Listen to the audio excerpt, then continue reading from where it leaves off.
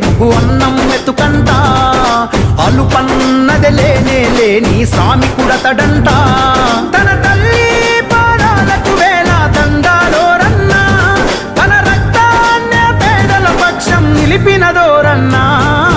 మన గుండె గుండెకు ప్రేమను పంచిన మనసు గల్లవాడు గడప గడపకు బంధువు తానే కదిలిన నాయకుడు అదిగో అతనంటేనే ఆపద్బాంధవుడు అతడే అడుగడుగున నీడై ఆదుకున్నవాడు